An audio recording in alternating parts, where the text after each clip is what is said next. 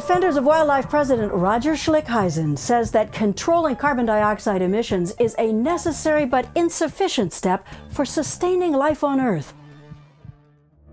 I have a great deal of faith in the American public if they recognize that it's a problem. Yeah. But if there aren't leaders telling them it's a problem, and the media, I'm not trying to beat up on the media, but they shape everybody's opinion on this. If the media are unwilling to tell them what a serious problem this is, then I guess, we can't be too upset that the public isn't rising up and saying, protect my children and my children's children and their children's children, because we have to do something about saving biodiversity. I'll bet you the values are there.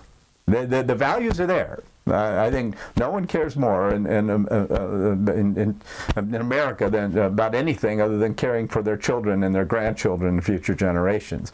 There are values there to touch, but you need a vehicle, a way to awaken those values and touch them.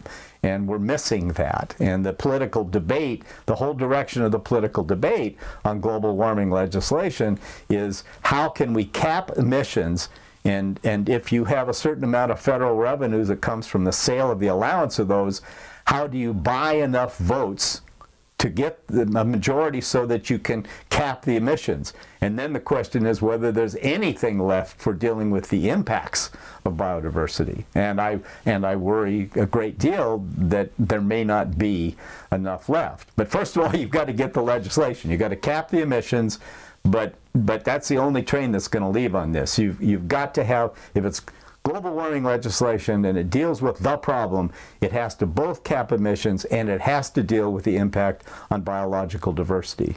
Or future generations, to paraphrase Ed Wilson, are going to look back on us and blame us for this, and they will be right to do so. It was Ed Wilson that said that we are in the midst of another great extinction event. The difference is, instead of being an asteroid, it's humans. Well, that's right, and they've been saying that for decades, and that was before you put the impact of global warming on top of that.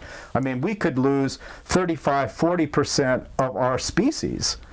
Talk about tearing holes in the web of life. The web of life can tolerate a certain amount of insult, but not at that level. Clearly, you're going to be causing damage here, and well, anybody will get that intrinsically if they have a chance to think about it. And those earlier extinction events, some of them wiped out 90–95% of all life on Earth. So yes. This is not. I don't think it's hyperbole when Wilson talks about it, that we are working our way there, and humans cannot survive without other life forms. In spite of what we think. Our technology isn't that advanced. We make our livelihood off of those other life forms.